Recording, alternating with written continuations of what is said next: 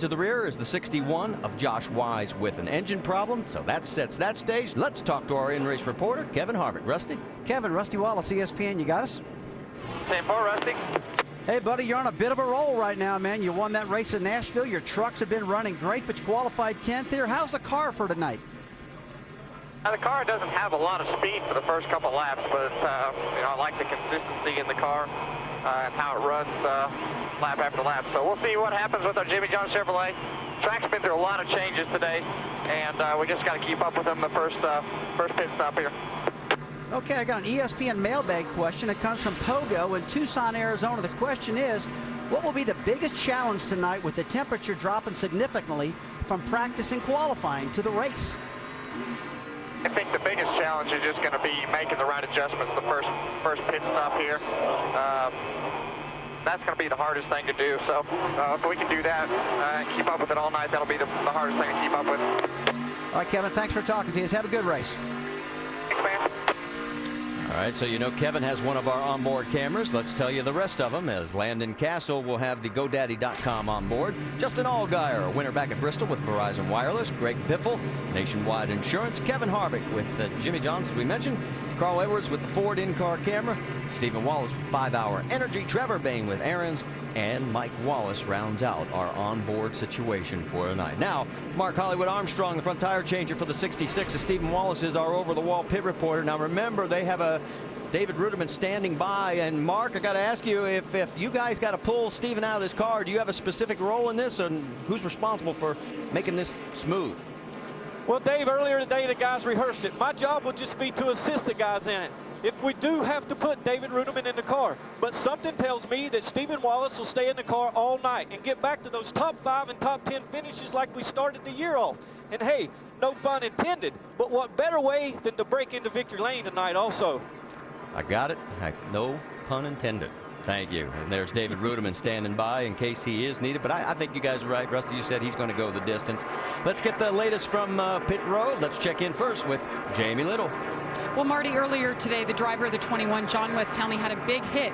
As a result, he was replaced by Clint Bowyer. Now, Bowyer turned his first laps in a Nationwide car this year in qualifying today. But the good news for Clint is this exact race car was built for him last year. It still has his same seat in it. Now, on top of that, see that guy right up top behind the other guy? Dan Deeringhoff is his crew chief, and half of this crew, they all were the champions back in 2008. So it's a little reunion of sorts here tonight. Shannon Spake? Well, Jamie, it's definitely been a breakout year for Justin Allgaier. He had that win at Bristol Motor Speedway, all top 10 finishes on the season, and he's currently 3rd in the points. The team told me the biggest difference is that Justin's just comfortable in that car. They said when he's up front around the veterans, he doesn't feel like he's racing over his head. He's clear, he's focused, and he rolls off 7. Dave?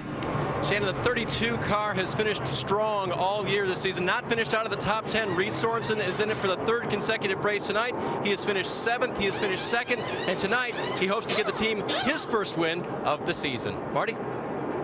Thank you, guys. We're getting ready to go green. 200 laps on this 1-mile layout. 45 miles an hour is your pit road speed. Lights are out on the pace car. They are into turn 3. 43 cars. Sun will be down in a matter of moments. Track temperature has already dropped significantly. It's going to cool off even more. Coming out of turn number 4, pace car pulls down onto pit road. Everybody tightening up the field. Coming down the front stretch, the 6th race of the 2010 NASCAR Nationwide Series is green.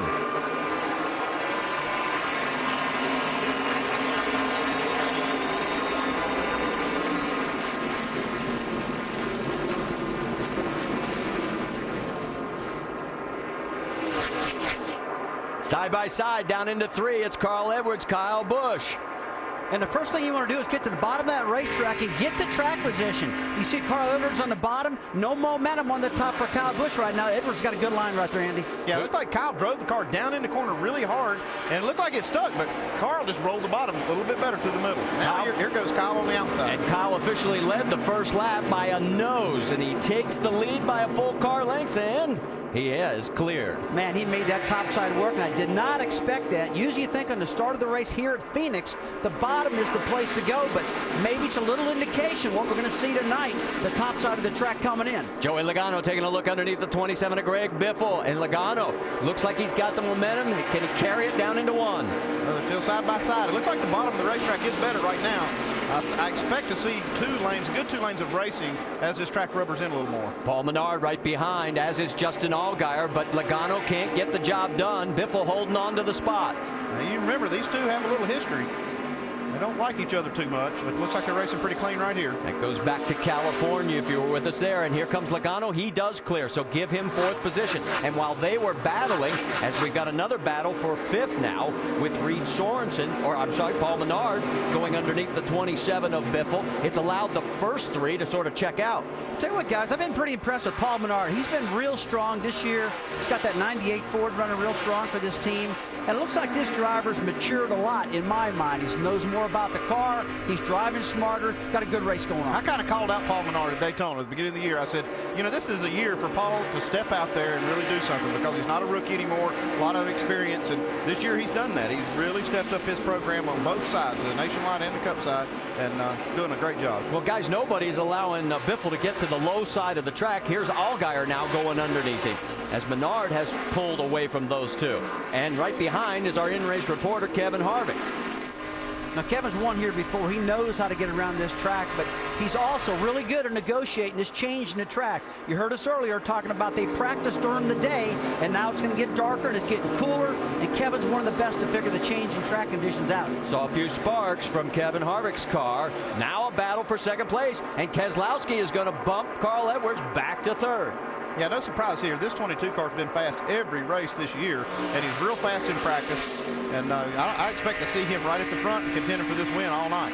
You know, Andy, when I got here this morning, it was like 60 degrees out at this racetrack, and the 22 car, Brad Keselowski, was at the very top of the board in this green, real cool racetrack, and he's showing the same thing now. Well, he's wheeling it, though. yeah, and it's opened the door, and here comes Carl as he sticks his nose underneath, and he's got him cleared. Yeah, but Keselowski's thinking, hey, man, I screwed up just a little bit. Let me get my mojo back together and get past this guy. Every now and then you overdrive the car and you slip out of the lane like Keselowski just did. Keselowski had top 5s in both races here last year, and the only thing he hasn't done is win. In fact, in that top 4, 3 of those guys have 8 victories between them. That would be Edwards and Biffle with 3 and Kyle Busch with 2. Boy, I like the way that 22 car looked through there. It stuck the bottom, rolled the middle of that corner. Man, I tell you, I was thinking just what you said is a great catch, because whenever I see a car come off the corners and the left front wheel hooks the bottom of the track and turns that good, you got a car that can pass cars easy. Here we go with 5th place. Justin Allgaier looking underneath Paul Menard. And there is Harvick trying to follow Allgaier. Can't do it. So move Allgaier up to 5th. Menard back to 6th. Harvick 7th.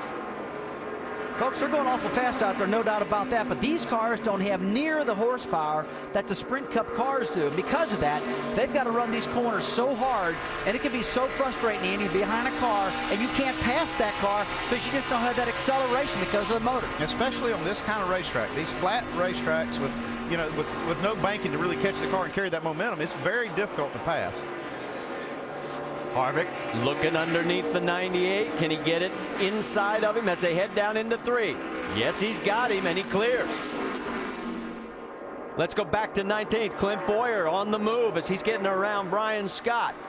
Scott has had some great runs. He doesn't have the results to show for it. Late in races, he's had either mechanicals or some crashes, and right behind him is Jason Leffler. It's going to be interesting to see just how far up in here Clint Bowyer can take that 21 car. No practice. You know, he hasn't been in the car basically all year. So it's going to be, you know, good to watch, see how far he can take this thing. Well, you know, John West Tolley's basically a brand new driver, a rookie driver, and that's tough on a race team to try to figure out if their cars are good or if they're not good.